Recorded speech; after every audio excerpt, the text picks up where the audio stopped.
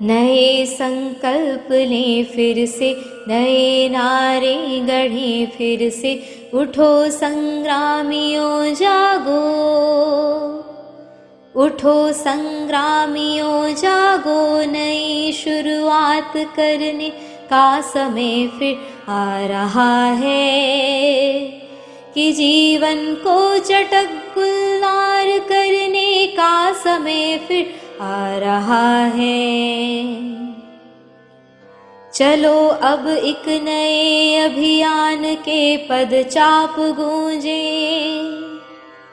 चलो अब एक नए अभियान के पदचाप गूंजे, मौत की सुनसान सूनी वादियों में फिर कि नूतन सर्जना के राग भर दें, शोक गीतों भरी इन घाटियों में फिर दरकती हिमशिलाएं, दरकती हिमशिलाएं, सर्दियों के बाद हरदम ही वसंत आता रहा है, यह प्रकृति की गति रही है, अंधेरे गर्भ में ही रोशनी पलती रही है, अंधेरे गर्भ में ही रोशनी पलती रही है, पराजय झेलने पर भी शिविर में न्याय की हरदम मशालें जीत की जलती रही है, पराजय आज का सच है, पराजय आज का सच है, समर तो शेष है फिर भी, उठो ओ सर्जकों, नव जागरण के सूत्र रचने का समय फिर आ रहा है, कि जीवन को चटक गुलजार करने का समय फिर आ रहा है। नए संकल्प लें फिर से, नए नारे गढ़ें फिर से, उठो संग्रामियों जागो, उठो संग्रामियों जागो, नई शुरुआत करने का समय फिर आ रहा है, कि जीवन को चटक गुलजार करने का समय फिर आ रहा है, फिर आ रहा है, फिर आ रहा है।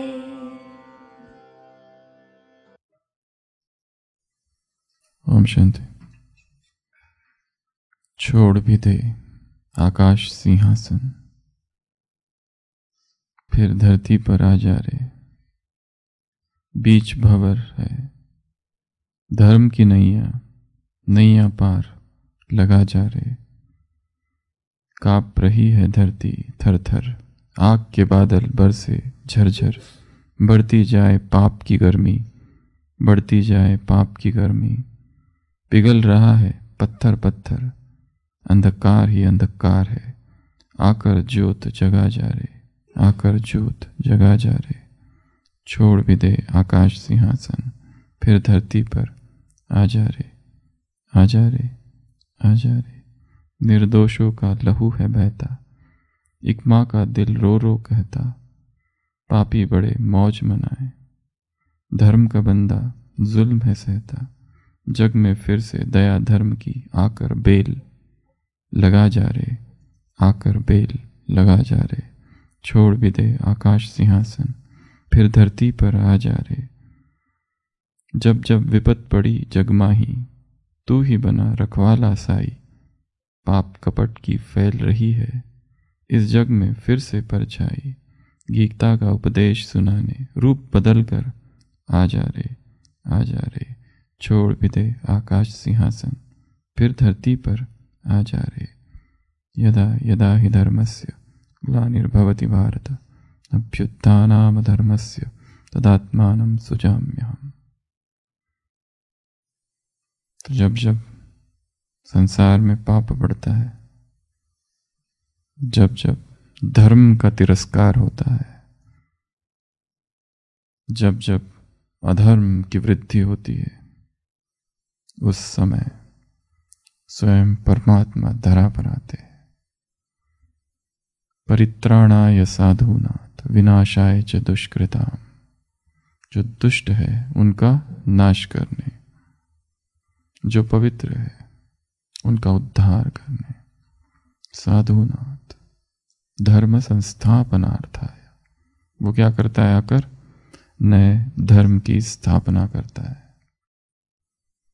इतिहास हमें बहुत कुछ सिखाता है और यज्ञ इतिहास की ये कहानी।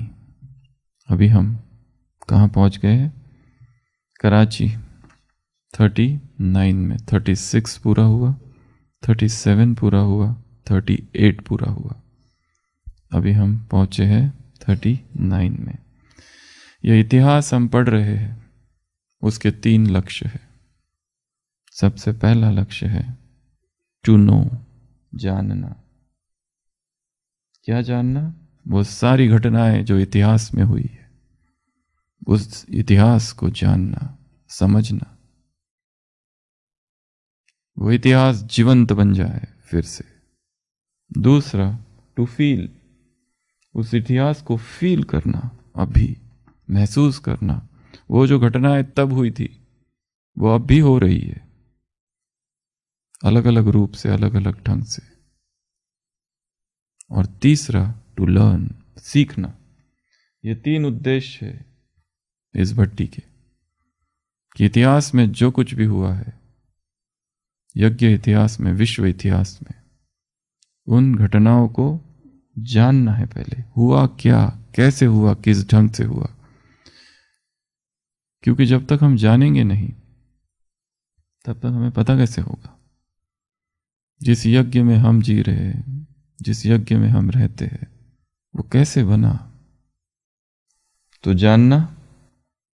दूसरा उसको फील करना, उसको महसूस करना। अभी ये हो रहा है, जैसे उनके साथ जो जो हुआ वो हमारे साथ भी हो रहा है, जो तब हुआ वो अब भी हो रहा है। और तीसरा उससे सीखना। इतिहास हमें सिखाता है, और जो लोग इतिहास से नहीं सीख पाते, फिर उन्हें समय सिखाता है। इसके लिए पास्ट से, इतिहास से, चाहे यज्ञ का इतिहास हो, चाहे हमारे जीवन का इतिहास हो, हमारे जीवन का अतीत हो, अतीत में देखकर हम बहुत कुछ सीख सकते हैं। अतीत को देखकर दुखी होते रहना, गिल्ट कॉन्शियसनेस में रहना, अर्थात हम अभी भी अतीत में जी रहे, अतीत को न्यूट्रलाइज नहीं किया है। एक तो वो अवस्था है जो आत्मा अतीत के दुखों में डूबी रहती है, कभी उभर ही नहीं पाती कि हमारे साथ जीवन में इतनी खराब चीजें हुई है। एक तो वो अवस्था है गिल्ट की, दुख की, पीड़ा की, दर्द की, जो वर्तमान में है ही नहीं।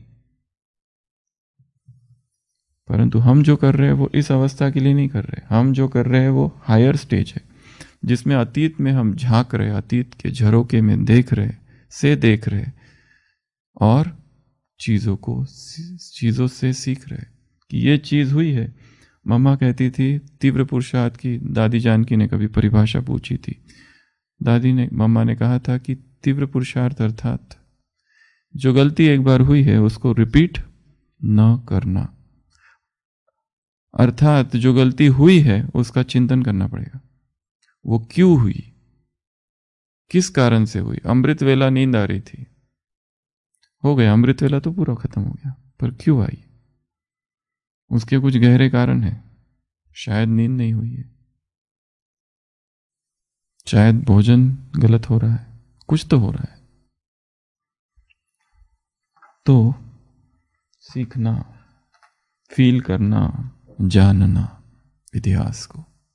मम्मा से कभी पूछा था रमेश भाई ने, मम्मा आप इतना आगे चली गए, सबसे क्या राज है? राज बताओ, कारण क्या है? आप भी, मम्मा की उम्र कितनी थी जब मम्मा आई? 16 साल। मम्मा की कहानी उस दिन भी हमने थोड़ी सी चर्चा की थी। जन्म हुआ अमृतसर 1919, फिर कहाँ चली गई? मुंबई में पिताजी का हर जगह था, पर मुंबई से फिर जब उनके पिताजी की अचानक मृत्यु हो गई तो फिर मुंबई से सिंध फर्स्ट टाइम एंट्री की यज्ञ में एट द एज ऑफ 16। किसने बताया था मम्मा को ओम मंडली के बारे में? दादी ने, बड़ी दादी ने, बड़ी दादी ने, कि हम वहां चलते हैं। अर्थात सब सखिया है। पर फिर भी रमेश भाई पूछते हैं कि आप सबसे आगे कैसे निकल गई, क्या कारण है? मम्मा ने कहा था 4 कारण है। एक तो संपूर्ण निश्चय, बाबा पर, शिव बाबा पर और ब्रह्मा बाबा पर मेरा शुरुआत से ही संपूर्ण निश्चय रहा है। दूसरा, मुरली कभी भी मैंने मिस नहीं की। दादी जान की एक उदाहरण, एक अनुभव बताते हैं कि society of servants of God Poona centre, उसका नाम क्या था? सोसाइटी ऑफ ब्रह्मा कुमारी, इसका जो केंद्र था society of servants of God. वहाँ मम्मा थी, दादी जान की थी। मधुबन से पोस्ट आए, 2 पोस्ट एक साथ आए।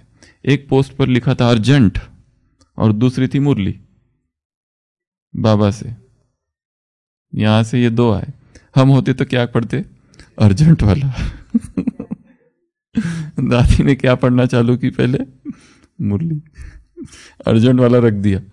दादी जान की कहती है, दादी मम्मा ये अर्जेंट लिखा है, पहले इसको पढ़ो, बाबा ने अर्जेंट भेजा है।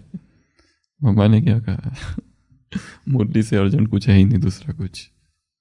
मुरली ही मेन चीज है, मुरली में ही सारे उत्तर है। वो जो अर्जेंट होगा भी ना, उसका भी उत्तर इसी में है।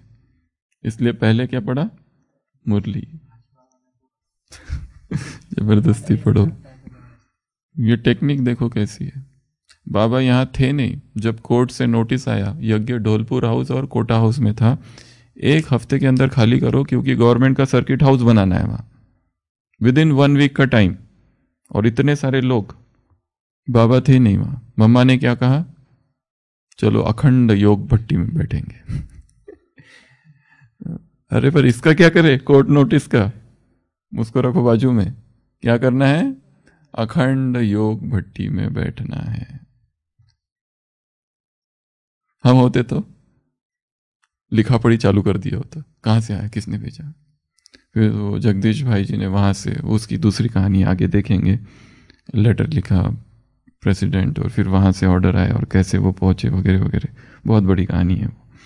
तो वो तो बात की बात है, पर इमीडिएट एक्शन क्या ली गई? अखंड योग भट्टी। जीवन में परिस्थिति आ जाए तो क्या करो? अखंड योग भट्टी। पर हम क्या करते हैं? कोई मिल जाए, हाँ ये ठीक ठीक दिख रहा है ये भाई, पकड़ो उसको और पूछो। 1 घंटा पूरी अपनी पूरी कहानी उसको सुनाओ, और फिर वो जो उत्तर देता है उसको तो सुनने में भी इंटरेस्ट नहीं है, क्योंकि वो क्या बताएगा? स्वमान का अभ्यास करो, अमृत वेला करो, मुरली पढ़ो, ज्ञान चिंतन करो, मनन करो, क्लास सुनो, ये सब तो हम कर ही रहे, इंटरेस्ट नहीं है, इसको छोड़ो। अभी दूसरा कोई अच्छा वाला मिल जाए फिर उसको पूरा सुनाओ। हम अपना समय इसमें लगाते हैं। मामा ने क्या किया? अखंड योग भट्टी। ये उत्तर है जीवन की समस्याओं का। तो दूसरा उत्तर क्या दिया मम्मा ने? मैं कभी भी मुरली मिस नहीं करती। तीसरा, मैं कभी रोती नहीं हूं। रोना अर्थात शिव बाबा से दूर जाना। मम्मा का वाक्य क्या है? रोना अर्थात बाबा से दूर जाना। ये तीसरा काम। और चौथा, दृढ़ता। मैंने जो भी किया है वो कैसे किया है? दृढ़ता से किया है। ये 4 बातें हैं जिसकी वजह से, क्योंकि रमेश भाई है वो, हम रुक, अगर ऐसे वैसे उत्तर उनको अगर दिया होता तो वो रुकते थोड़ी थे। चाहिए मतलब बताओ कैसे आगे चले गए। दृढ़ता। कोई भी काम जो दिया दृढ़ता से। हाँ जी, हृदय पुष्प आदि सबने सुना होगा, ये अनुभव लिखा है सब जगह। बीमार थे, बाबा ने दादी को, मम्मा को काम दिया, नर्स का काम दिया। क्या काम दिया? हर 1 घंटे में 2-2 चम्मच पानी 2 दिन के लिए।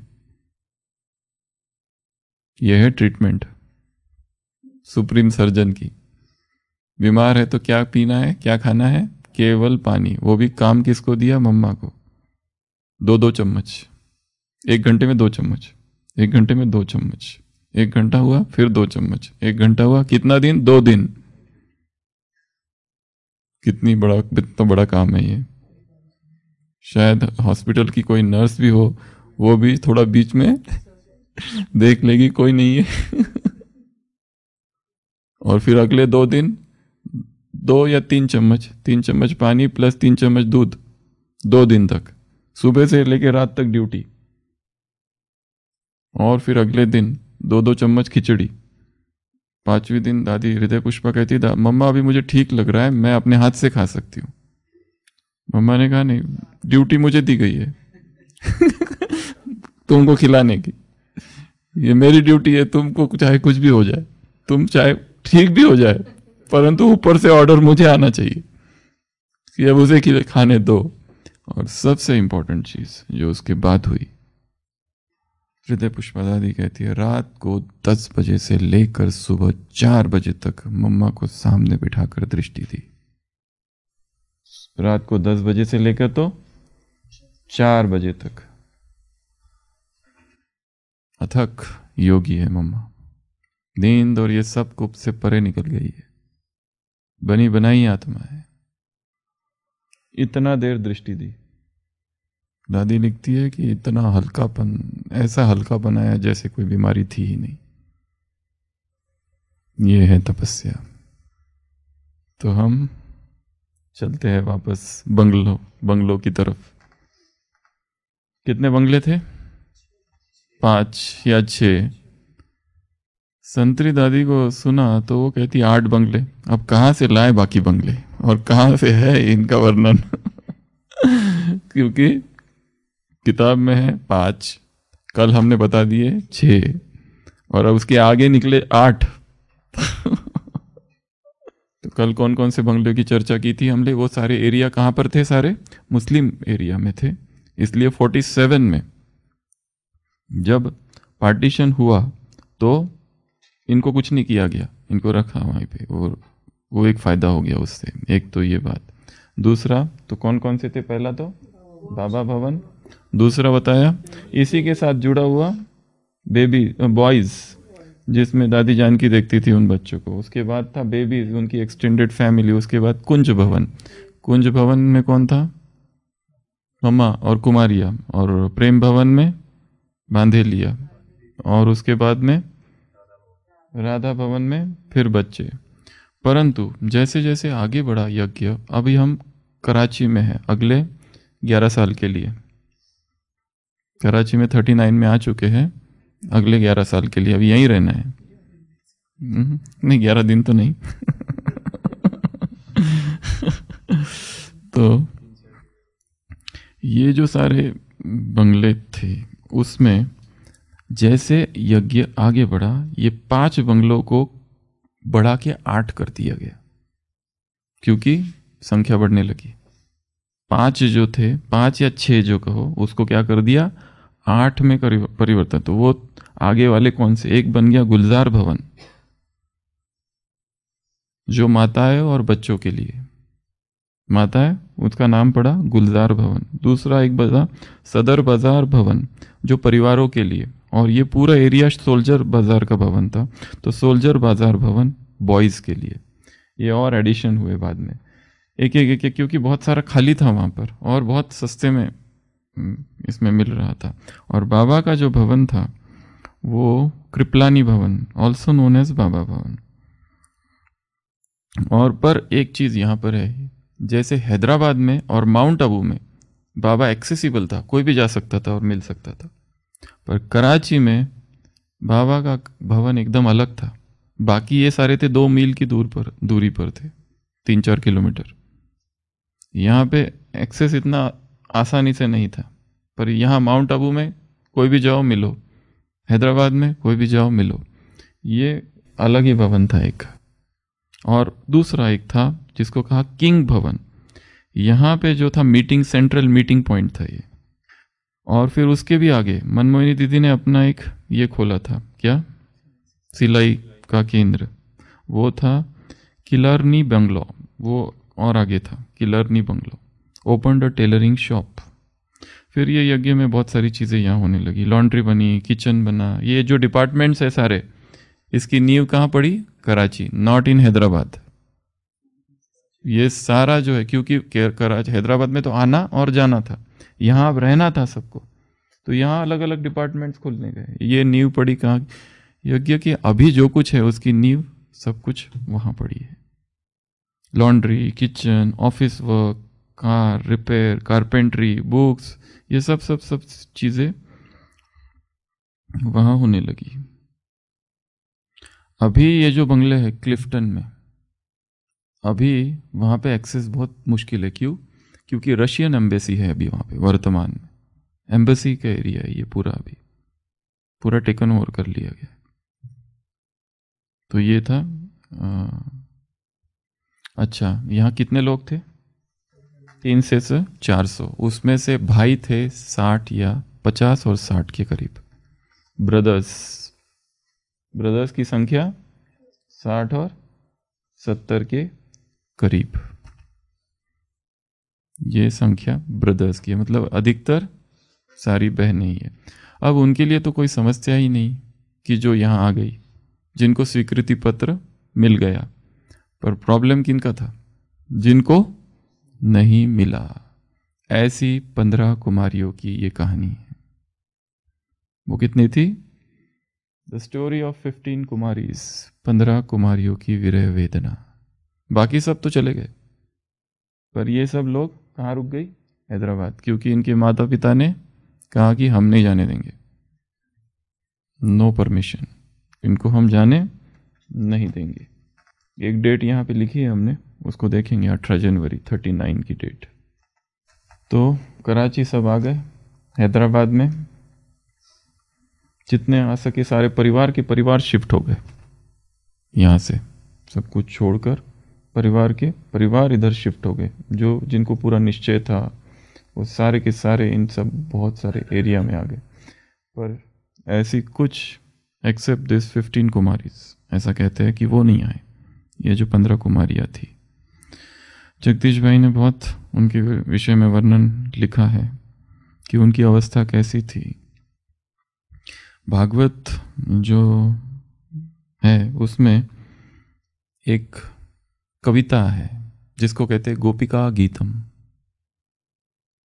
गोपिका गीतम भागवत में 10वें अध्याय में चैप्टर नंबर 31, इसमें गोपिका गीतम का वर्णन है, जिसमें गोपियाँ क्या गा रही है? कृष्ण की महिमा, कृष्ण की विरह वेदना। वो भी 19 श्लोक है टोटल गोपिका गीतम के। वो अलग अलग तरीके से वर्णन कर रही है। हे कृष्ण, हमारे घर वाले रोकते हैं, हम कैसे पहुँचे, तुम ये हो, तुम वो हो, तुम ऐसे हो, तुम ही हमारा सब कुछ हो, तुम्हारे बिना हम जी नहीं सकती, तुम्हारे बिना हम रह नहीं सकती। तब कथामृतम तप्त जीवनम कविबिरडितम कल्मशापहम श्रवण मंगलम श्रीमदाददम भुवि कुरनति ते भूरिदा जना। हे गोविंद, जो तू इतना महान है, तेरे शब्द अमृत है, हम कब सुनेंगे? कल्मशापहम, कल्मश जीवन में जो कलंक है धोने वाले है। तो ऐसा बहुत लंबा एक गोपिका गीतम है। जगदीश भाई ने लिखा है ये सारी गोपियाँ जो थी, ये सब कौन है? गोपियाँ। महाभारत रीरन ऑफ महाभारत, फिर से महाभारत दोहरा रहा है। महाभारत फिर आ रहा है। 39 से हम अभी 39 में है। यहाँ हम कब तक रहने वाले हैं? 50 तक, 11 साल। ठीक है, 11 साल। ये मई से यहाँ आ जाएंगे, तो ये यहाँ पर नवंबर के बाद लगभग 11 साल। एक आगे जंप करते हैं। ये नाम कब पड़ा? प्रजापिता ब्रह्मा कुमारी ईश्वरीय विश्वविद्यालय। नहीं, 45 के बाद नाम तो उधर ही पड़ गया था। क्योंकि ये जो अभी कराची में एक बहुत बड़ा काम होने वाला है, वो काम कौन सा? चित्र का। विश्वरतन दादा और विश्व किशोर, विश्व रतन, ये सबको बाबा एक काम देने वाले हैं यहाँ। कौन सा? चित्र का। ज्ञान के स्पष्टीकरण अभी यहाँ होने वाला है आगे इन 11 सालों में। यहाँ पे एक चित्र जो है उसमें एड्रेस लिखा हुआ है, और एड्रेस में क्या लिखा हुआ है? वो चित्र चक्र का है, उसमें एड्रेस लिखा हुआ है प्रजापिता ब्रह्मा कुमारी ईश्वरीय विश्वविद्यालय। अर्थात नाम उधर ही हो गया था, बड़े संस्था का रूप माउंट आबू में आके हुआ, परंतु अनुमान है कि ये जो नाम पड़ा ये 45 के बाद पड़ा। कब पड़ा? 45 के बाद। प्रजापिता ब्रह्मा ये नाम भी 45 के बाद पड़ा। और एड्रेस क्या लिखा है? प्रजापिता ब्रह्मा कुमारी ईश्वरीय विश्वविद्यालय, अविनाशी ज्ञान यज्ञ, ब्रैकेट में ओम मंडली, bleak house road, PO box 381, Karachi, Pakistan. Full address है ये चित्र का। ये चित्र कहाँ भेजे गए? यहाँ वहाँ भेजे गए। किसको किसको भेजे गए वे हम देखेंगे आगे, किसको कहाँ कहाँ भेजे गए। एक अंग्रेजी लेखक ने लिखा है ये जो उनके जो राजा को लंदन में चित्र भेजा गया, उसको लिखा गया है कि आपको याद है आप वही आत्मा हो जो कल्प पहले जिसने भाग्य लिया था। वो लेखक लिखता है कि पता नहीं इसने इसको क्या समझा होगा, पढ़ा भी होगा कि नहीं पता नहीं, ये इसकी बुद्धि में घुसा होगा कि नहीं पता नहीं, इस तरह का ये मैसेज जो खत यहाँ से गया कि तुम वही हो और शिव बाबा आ चुका है, ये सब ऐसे सब मैसेज थे, भगवान आ चुका है। कितना उसको समझ में आया होगा पता नहीं। तो ये जो नाम है कब पड़ा? 45 में पड़ा। ये जो प्रिमेटिव, यहाँ पे बहुत सारा ग्राउंड वर्क होने वाला है अभी 39 से तो लेके 50 तक, और चित्र बनने वाले हैं बहुत सारे। तो हम वापस जाते हैं 39 में। तो 39 में ये जो कुमारी थी 15, इनको जाने नहीं दिया, बाकी सब तो पहुंच गए, सबको लेटर मिल गया, इनको नहीं जाने दिया। तो इन्होंने क्या किया फिर? इन्होंने विद्रोह कर दिया, भाग गई घर से, घर से भाग के पहुंच गई बाबा के पास। वहां पर पहुंच गई, और वहां पहुंचने के बाद सबसे पहला काम, वहां जो लोग थे बाबा ने क्या किया, उनके घर में टेलीग्राम करके बता दिया कि आपकी कन्या हमारे पास पहुंच गई। पर इतना काफी है क्या? नहीं, ऐसा हमने सोचा था। जैसे कल देखा कृष्ण ने क्या कहा कि मथुरा में रहने का हमारा युग अब समाप्त हो गया है, अभी हम एक नए युग में जाना है जो सुरक्षित हो। पर ये जो था यहाँ पर, यहाँ अभी बहुत सी परीक्षाएं बाकी है, ये अभी तक पूरा सुरक्षित नहीं है, यहाँ बहुत कुछ अभी होने वाला है। तो ये 15 कुमारियां जो थी क्या कर गई है? भाग के चली गई, पहुंच गई वहां पर, और वहां से सबको इन्फॉर्म कर दिया कि आपकी कुमारियां, आपकी बच्चियां हमारे पास हो गई। इससे क्या क्या हुआ? सबसे पहले तो जो घर वाले थे इनके अहंकार को इतनी बड़ी चोट लग गई। भले सुरक्षित पहुंचे पर उससे कोई शांत थोड़ी ना होंगे, क्योंकि हमारी परमिशन के बिना गई है बच्चियां, ऐसे कैसे हम रुकेंगे। दूसरा, उनकी जो पहले की मिसअंडरस्टैंडिंग कहो या जो भी था, वो फिर से बाहर आ गई, रीसरफेस्ड। और इन्होंने क्या किया फिर? इनके माँ बाप ने जाके किससे मिले? एंटी ओम मंडली कंप्लीट ये कमेटी तो थी, वो तो इंतजार ही कर रहे थे, थोड़ा सा शांत हुए थे, पर वो तो वहां थी। इनसे जाके मिले, और एक ऑलरेडी किसी एक हस्बैंड ने अपने पत्नी के खिलाफ केस फाइल कर दिया था तब तक, लॉ सूट। तो ये सब परिवार वालों ने कहा कि आप अब आगे बढ़ाओ, पैसे हम खर्च करेंगे, फाइनेंशियल सपोर्ट हमारी तरफ से होगा, बट ये केस आगे बढ़नी चाहिए। और फिर वहां पे ओम राधा की कोर्ट केस, उसको हम कल देखेंगे, वो सब जानते हैं। पर उसके पहले अभी एक अनुभव, एक कुमारी का अनुभव, हरि मनोहर दादी तो मनोहर दादी उन 15 में से एक है, और दूसरी है हरगंगे एक है 13 वर्ष की, एक है 12 वर्ष की। तो मनोहर दादी के पास पॉकेट मनी था, उसको लेकर पहुंच गई उधर। तो उसके माँ बाप आए, फिर वो 2-3 दिन बाद उसकी मम्मी आई, कार लेके आए। वो कहती है कि मैं उनको पूछ रही हूँ कि आप कुछ खाएंगे पिएंगे क्या, बट इससे पहले कि मैं कुछ करती मुझे पकड़ के सीधा कार में डाल दिया और वापस हैदराबाद लेके आ गए। वो उनको समझाती रही कई बार, पर उन्होंने माना नहीं। उसके बाद में अगली बार फिर से भाग गई बस से, इस बार इतना जल्दी मानने वाले नहीं है। जब किसी को वैराग आता है और रोका जाता है तो बिल्कुल रोकना नहीं चाहिए, उसका वैराग बहुत बढ़ता है।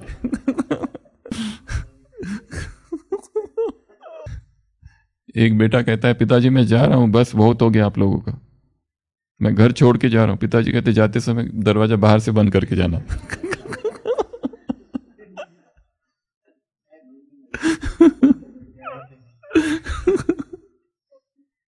तो इतना वैराग ये सब में, ये सारी जो गई थी, जितने पेरेंट्स थे सब ने उनको पकड़, कईयों के पेरेंट्स आए और पकड़ के वापस लेके गए। तो वो सेकंड टाइम दूसरी बार फिर भाग गई घर से। पर यहाँ एक बहुत बड़ी घटना हो गई। ये जिस बस में गई थी वो बस का ही एक्सीडेंट हो गया, और जो जो घायल था उन सब का नाम न्यूज़पेपर में आ गया, और उसमें दादी का भी नाम था। पहले जितना सोचते हम चुपचाप सब करे, पर्दाफाश हो गया पूरा। फिर से उसको पकड़ के लेके गए घर। कल भी हमने देखा था एक एक्सीडेंट की चर्चा कराची में, बस उलट गई थी। कल एक बात बताना भूल गए, बस का ड्राइवर कौन था? ब्रिजेंद्र दादी। और बस कहाँ टकराई थी? टकराई नहीं थी, किसी से गड्ढे में चली गई। जो कल हमने देखा था, फिर भी सभी एकदम शांत, खून बह रहा है फिर भी शांत। मैं शांत स्वरूप आत्मा हूँ, शांत स्वरूप आत्मा हूँ, शांत स्वरूप में। बाबा आए, पहले तो उस स्थान पर आए वारदात जहाँ हुई, और फिर हॉस्पिटल में गए। सब लोग देख रहे थे, वो भी न्यूज़पेपर में। ये एक दूसरी घटना है, पर जो अभी बताई ये बस वाली, ये वाला, ये ब्रजेंद्र दादी वाली बस नहीं है। ये सरकारी बस है। बस से कितना टाइम लगता है हैदराबाद से कराची? ट्रेन डिस्टेंस, बस डिस्टेंस 3-3.5 घंटा। बस से शायद थोड़ा ज़्यादा लगता होगा, 4 घंटा ऐसे कुछ। ट्रेन से 3.5 घंटा है, बस से थोड़ा ज़्यादा, 4। अहमदाबाद जैसा। एग्जैक्ट कितना किलोमीटर है? 195 के आसपास। तो हरी की माँ, उसने फिर 18 जनवरी, मतलब ये घटना कब हुई है? 18 जनवरी 1939 में कोर्ट में एफिडेविट ये किया मैजिस्ट्रेट, ये इसमें कोर्ट में। और ये जो दोनों थी, ये दोनों की माँओं ने 12 और 13 वर्ष, क्योंकि ये माइनर में आ रहे हैं ना, नाबालिग है ये। तो इसी में फिर मम्मा को कोर्ट प्रोसीडिंग के लिए बुलाया गया। भले ये कोर्ट प्रोसीडिंग बहुत स्ट्रांग रही यज्ञ की तरफ से, परंतु फिर भी वो है तो माइनर, कस्टडी उनकी तरफ उनको जाना पड़ा दोनों को। और फिर दिखाया है कि धीरे धीरे धीरे धीरे वो जितने माँ बाप थे, धीरे धीरे उन्होंने लास्ट में सबको परमिशन दे दी। बीच में और बहुत सारी बातें हैं, वो कोर्ट वाली जो बात है वो कल देखेंगे। तो धीरे धीरे फिर इनको, क्योंकि अभी ये मानते ही नहीं, क्या करें।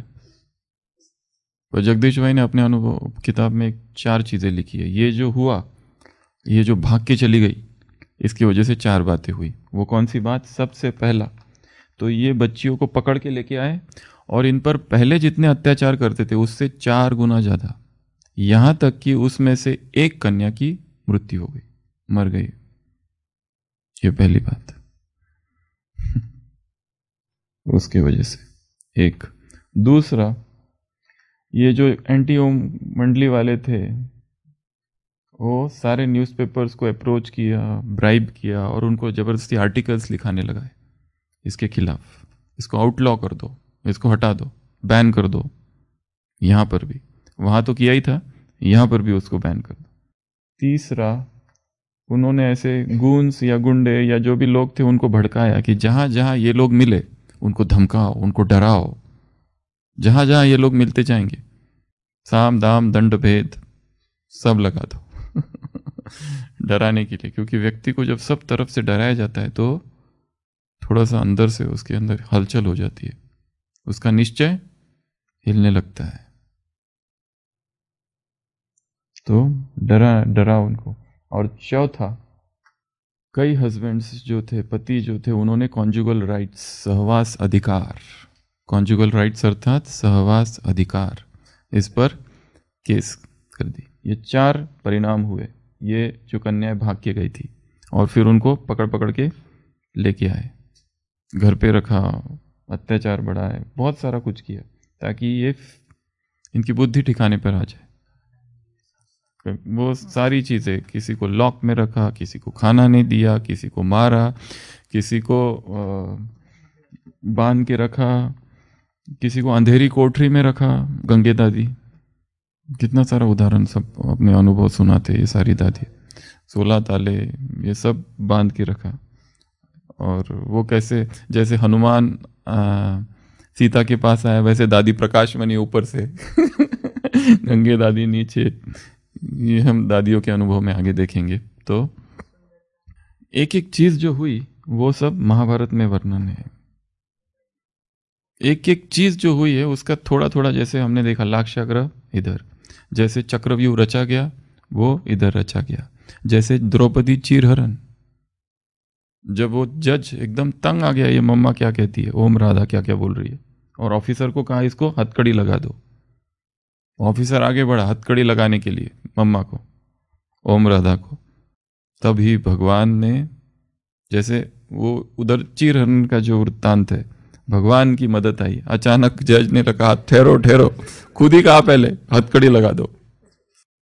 अचानक रुक गया वो तो वो जो कुछ शास्त्रों में हुआ है वो कहीं ना कहीं तब भी यज्ञ में हुआ था, और कहीं ना कहीं हमारे जीवन में आज भी अभी भी हो रहा है। चीरहरण, ये भी सबसे बड़ा क्लाइमैक्स है। ओम राधा इन कोर्ट ट्रायल। तो लड़ाइयाँ इस तरह से थोड़ी थोड़ी हो रही थी, जारी थी। तो ये 5-15 जो थी आई, पर कहते ये सब होने के बाद फिर उनको छोड़ दिया गया कि जाओ भाई, तुम अभी सुनती नहीं तो क्या करेंगी। क्यों छोड़ दिया गया उसका भी एक कारण है। ये एंटी ओम मंडली ने क्या सोचा, इन्होंने सोचा कि अब एक फायदा है, ये जो इतना बड़ा संगठन है जरूर आपस में ही लड़ाइयाँ होगी अब इनकी, क्योंकि इतने सारे अलग अलग लोग, लड़ाइयाँ तो होगी कि नहीं, आपस में ही लड़ाइयाँ होगी। और धीरे धीरे ये कहते हैं कि 45 के बाद, 45 तक ट्रांस वाला पार्ट चालू था, यहाँ के बाद वो कम होने लगा, यहाँ के बाद बहुत कम होने लगा। फिर कुछ ही जो थे वही यहाँ के बाद कम होने लगा। तो ये जो ये करते थे, रास करते थे, वो सब होता था, वो सब 45 के बाद वो सब कम होने लगा। तो इन्होंने क्या सोचा कि एक तो इनके बीच में ही झगड़े होंगे, दूसरा इनका ये जो उमंग उत्साह है, ये एक जो एकदम नशा इनको चढ़ा हुआ है, कभी तो ये नशा कम होगा ना। ये तो हम रोक रहे हैं, शायद ये भी लोग इंटेलिजेंट थे कि हमारे रोकने की वजह से शायद इनका नशा बढ़ रहा है, तो अब छोड़ दो इनको, जो होता है होने दो, छोड़ दो इनको, इनका कुछ नहीं करना है। शायद छोड़ दो तो अपने आप ही ढीले पड़ जाएंगे। तो ये भी एक कारण था कि उनको छोड़ दो। और दूसरा, संसार जो था, संसार की तो हवा तो लगेगी ना ये लोगों को, संसार से कौन बच पाया है क्या। ये पूरा सिंध उस समय ब्रिटिश के अंडर है, तो वो ब्रिटिश का सारा कल्चर यहाँ पर विद्यमान है, सारा वही खान पान, वही फैशन, दारू, मीट, वो सारा सब कुछ है वहाँ पर वायुमंडल में। तो उसका भी तो असर इन पर पड़ने वाला है। और गीत भी जो बजाते हैं, फिल्मी गीत है, कोई तो उसके प्रभाव में आ ही जाएगा ना। वो जो इसके पहले भी बताया था, निर्मल शांता दादी ने गिफ्ट दी कि बाबा ने आपके लिए ये 2 रिकॉर्ड भेजे हैं। कौन से गीत थे वो 2? एक था, नहीं, छोड़ भी आकाश सिंहासन नहीं था, 2 गीत थे जो कि उन्होंने फिर किसको बुलाया, इस पाप की दुनिया से। और दूसरा गीत कौन सा था, यह धन माल लेकर कहाँ जा रही हो, ये गीत है कोई। ये 2 गीत का रिकॉर्ड उस मंगाराम जी को दिया था। तो वहाँ पे लाल रिबिन थी, तो उसको बुलाया फिर जादूगर को, उसने उसको ये किया कि हाँ है, कंफर्म है, इसमें जादू है। तो वो दो गीत ये थे, इस पाप की दुनिया से और यह धन माल लेकर कहाँ जा रही हो। तो उन्होंने ये भी सोचा कि ये जो गीत और ये सब जो बजाते हैं इनके प्रभाव में कुछ ना कुछ तो होगा। और दूसरा और एक सोचा कि ये जो पत्नियां हैं इनको अपने पति से भी तो प्यार था ना, इनको अपने पतियों की तो याद आएगी, फिर तो आ जाएगी चुपचाप, कहाँ जाएगी आखिर, कितना दूर दूर रहेगी अपने पतियों से। तो ऐसा बहुत कुछ उन्होंने सोचा। और कईयों ने ये भी सोचा कि हमने इनको जितना लाइटली लिया था ना, इतने ये है नहीं, ये बहुत पक्के लोग हैं, छोड़ो इनको। ये भी सोचा कि ये बहुत पक्के, सब कुछ तो कर लिया, कोर्ट केसेस से लेके सारे न्यूज़पेपर में रोज आता था कुछ कुछ कुछ कुछ इसके खिलाफ, सब न्यूज़पेपर में रोज डाला, ये डाला वो डाला। जो उस दिन भी कहा था, सिंध ऑब्जर्वर में 2 शब्दों का प्रयोग किया, लेचरी और सॉर्सरी। सॉर्सरी अर्थात जादू टोना, सॉर्सरी, ये सॉर्सरी और ये कामांधता। एक ने विटनेस दी कि हाँ ये ब्रह्मा जो है ना बहुत कामुक व्यक्ति है, ये ना वहाँ जो कन्या है वो रात को 12 बजे बैठ के ये लोग रास करते हैं। और कईयों ने ये भी कहा, ये जो क्लिफ्टन बीच है ना, किसी ने कहा मैंने खुद देखा है कि ये ब्रावा जो है ना वो कन्याओं के साथ में नाच रहे थे वहाँ। ऐसे ऐसे कई लोगों ने एविडेंस दिए, मतलब उनको बनाया गया था, तैयार किया गया कि ऐसे ऐसे कोर्ट में एविडेंस देना तुम लोग। तो ये सब, ये कमेटी ने सब कुछ किया, बड़ी पावरफुल कमेटी थी। इस कमेटी के जो मेंबर्स हैं उनके सबके फोटोज है अवेलेबल, देखना है तो भेज सकते हैं। एक एक का सबके फोटो है, हाँ अवेलेबल है फोटो सारे, पूरी कमेटी का एक एक मेंबर जो है, ये सारे एक एक बहुत सारे लोग हैं, ये सब बड़े बड़े लोग हैं। और इनको इस तरह से निश्चिंतता भी थी कि ये कमेटी, ये इनकी संस्था धीरे धीरे ख़त्म हो जाएगी। पर इस कराची में बहुत सारी चीज़ें हुई जो हम थोड़ा थोड़ा इधर उधर करते देखते जाएंगे, एक साथ सारा बताना मुश्किल है क्योंकि सारी घटनाएं इधर उधर लिंक्ड है, जुड़ी हुई है। तो यहाँ पर एक फाउंडेशन तैयार हुआ, जैसे कि एक संगठन तैयार हुआ, और फिर इस संगठन की उनकी मीटिंग प्लेसेस कहाँ होगी, लॉन्ड्री, खाना कौन बनाएगा, डिपार्टमेंट्स तैयार हुए अलग अलग अलग अलग। फिर मुरली शब्द ये कब प्रयोग किया गया ये बताना मुश्किल है, अभी तक वाणी ही कहते हैं, शायद इसी टाइम पे उसको मुरली कहा गया। यज्ञ ने जो समय, जो दादियों ने जो समय कराची में बिताया 11 साल, इस समय को यज्ञ कहा गया है। और संस्था का नाम 45 के बाद आया, प्रजापिता ब्रह्मा कुमारी से। और एक चीज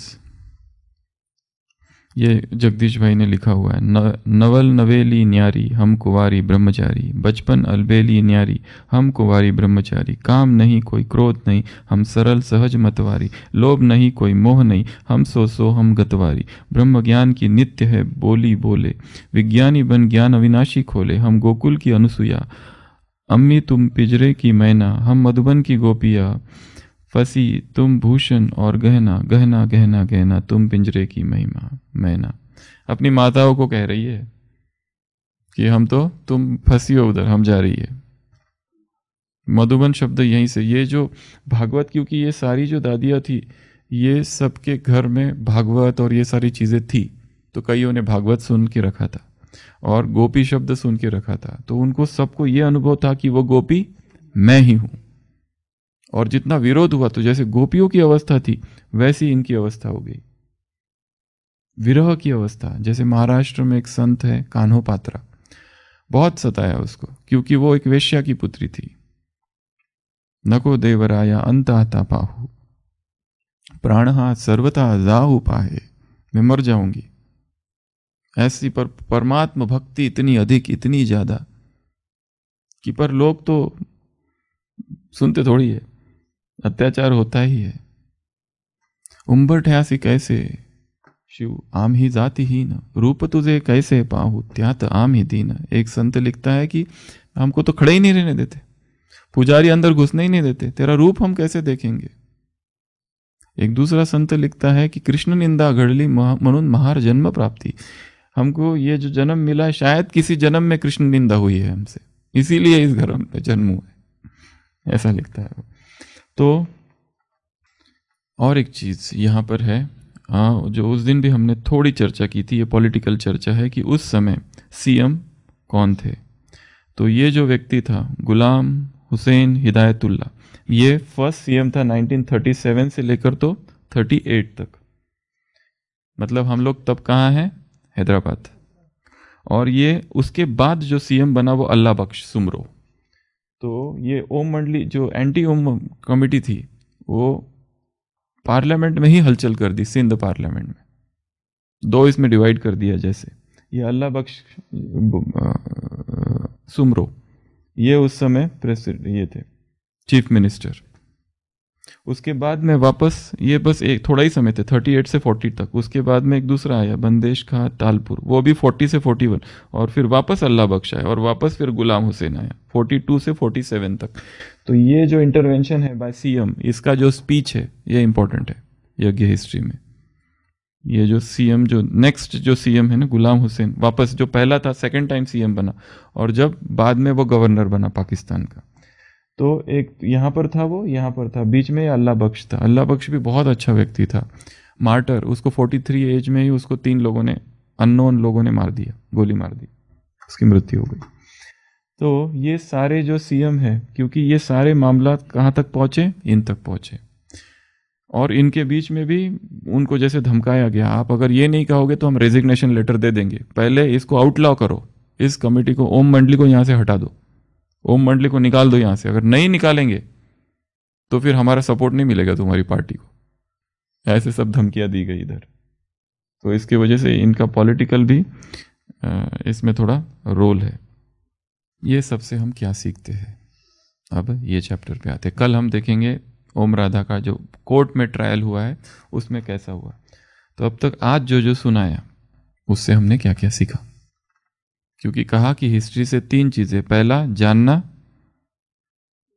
फील करना, और फिर सीखना, घर से भाग जाना। जैसे मम्मा की बात बताई, कुछ भी हो जाए क्या करना, अखंड योग भट्टी। क्या किया, अखंड योग भट्टी। ये बहुत अच्छी सीखने की बात है। दूसरा निश्चय, निश्चय में कमी नहीं, चाहे कुछ भी हो जाए। और एक दूसरा है, एक बार कोई पार्टी आ गई और वो पार्टी के लोग बैठे थे बाबा के साथ। बाबा ने कहा कि मम्मा जाओ हलवा बनाओ, मम्मा और मोहिनी दीदी। तो मम्मा गई, मम्मा हलवा बनाने लगी। मोहिनी दीदी बेचैन हो रही है, उधर देख रही है इधर देख रही है। मम्मा वो लोग उठ गए, मम्मा आराम से बना रही है हलवा। मम्मा वो लोग गेट तक पहुंच गए, फिर मम्मा आराम से बना रही है। फिर वो देख रही है वो तो बाहर के गेट तक पहुंच गए, मम्मा आराम से, मम्मा अभी तक वो तो निकल गए, मम्मा आराम से बना रही है। एकदम निश्चिंत। कोई टेंशन ही नहीं है, नहीं तो हम होते फटाफट फटाफट फटाफट बनाओ, कोई नहीं, शांत चित्त, एकदम तैयार आत्मा है, जैसे कई जन्मों की योगी तपस्वी आत्मा है। नीचे जैसे हमने देखा, एक डॉक्टर थे, वो आराम से पेशेंट देखते थे, पूरा घेर के लोग उनको, गांव में थे तो गांव में तो ऐसा कोई कमरा रहता ही नहीं, जैसे एक पेशेंट आएगा जाएगा, एक वो बीच में, और सारे पेशेंट घेर के, और इतना मुझे देखो मुझे देखो, कोई यहाँ से पर्ची डाल रहा है, कोई वहां से, और वो डॉक्टर शांत चित्त। हमने सोचा बाप रे, ऐसा सीखना चाहिए। कोई उसको हलचल ही नहीं मन में, एक एक को देख रहा है, लोग चिल्ला, इधर से पर्ची डाल रहे हैं, मेरा देखो पहले, मेरा देखो। वो ये भी नहीं कि लाइन से लगो, कुछ नहीं, शांति से बैठे देख रहा है। ये बहुत बड़ी स्टेज है योगी की, सही में। तो यहाँ मम्मा, अरे वो चले गए मम्मा, फिर बाबा आए, वो तो चले गए, निकल गए, बाबा आए, मम्मा रेडी है? मम्मा ने कहा हाँ जी बाबा रेडी है। तो डिब्बे में पैक किया, फिर एक भाई को बोला कि तुम अभी जाओ, क्योंकि वो तो चले गए स्टेशन तक, बस स्टेशन तक चले गए। वो भाई भागते भागते गया, बस भी निकल रही थी, और फिर वहां पे दिया उन लोगों को, उस पार्टी को। तो उन्होंने उसको स्वीकार किया। भगवान शिव बाबा को हमारी याद है, भगवान के घर का ये प्रसाद हमको मिला, कितने वो लोग खुश होके चले गए। तो निश्चय, तो मम्मा का निश्चय, वही निश्चय। इसीलिए तो और एक चीज़, ये जो कोर्ट केस थी, उन्होंने क्यों इसको ये किया, इसमें समन किया मम्मा को, क्योंकि मम्मा के पास कोई एक्सपीरियंस नहीं है, छोटी कन्या है। एक वो स्पीकर है, ये तो उन्होंने सुना था, पर स्पीकर कहाँ है? सत्संग के अंदर। बाहर स्पीकिंग का थोड़ी ना अनुभव है, बाहर स्पीच देने का कोई अनुभव नहीं है इसके पास। सत्संग में तो कोई भी बैठ के स्पीच दे सकता है, आध्यात्मिक स्पीच देना बड़ा आसान काम है, बाहर स्पीच देना ये कठिन काम है, वो भी कोर्ट में। तो मजा आएगा ना, थोड़ा सा देखेंगे उसको, उल्टे पुल्टे प्रश्न पूछेंगे तो मजा आएगा। ये उनका लक्ष्य था। तो एक तो निश्चय सीखा, हाँ जी सीखा, और क्या सीखा? मुरली। बिल्कुल, मुरली में ही सब कुछ उत्तर है। अर्जेंट, चाहे अर्जेंट, मुरली के अलावा और कुछ भी अर्जेंट नहीं है। और कभी रोई नहीं। रोना अर्थात भगवान से दूर जाना। अगला, रोना अर्थात भगवान से दूर जाना।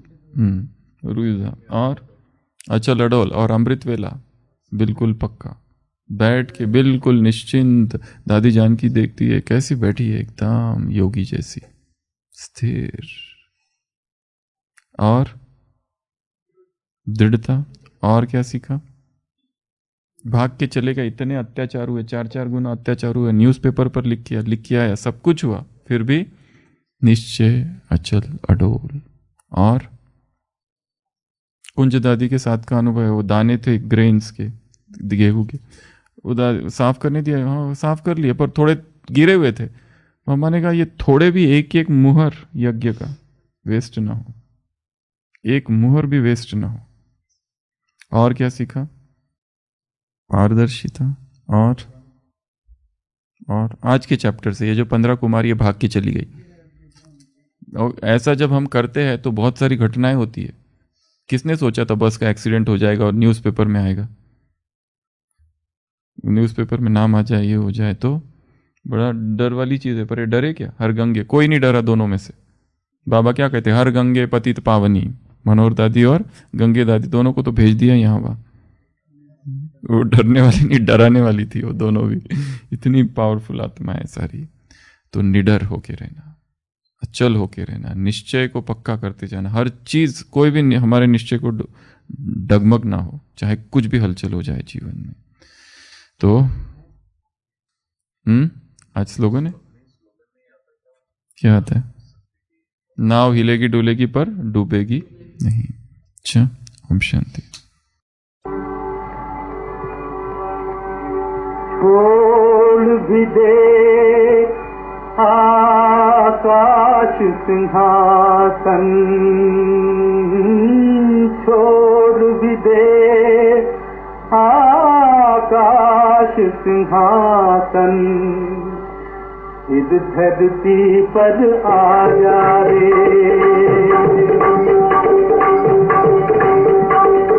छोड़ भी दे आकाश सिंहासन, इस धरती पर आ जा रे। इस धरती पर आ जा रे, इस धरती पर आ जा रे, इस धरती पर आ जा रे।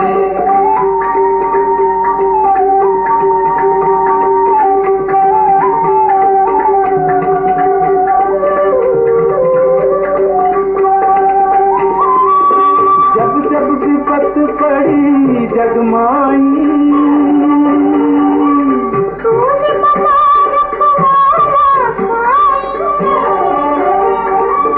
पाप कपट की फैल रही है, पाप कपट की फैल रही है।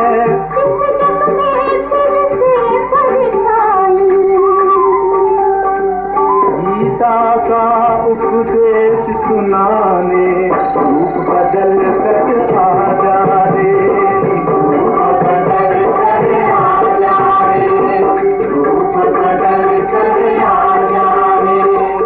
छोड़ भी दे आकाश सिंहासन, इस धरती पर आ जा रे, इस धरती पर आ जा रे, रूप बदल कर आ जा रे, आ जा रे।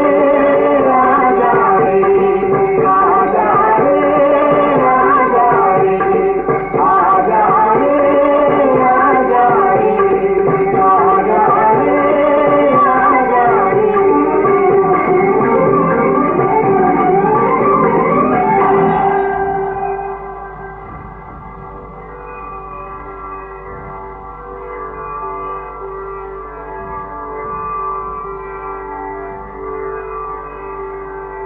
यदा यदा हि धर्मस्य ग्लानिर्भवति भारत अभ्युत्थानमधर्मस्य तदात्मानं सृजाम्यहम्।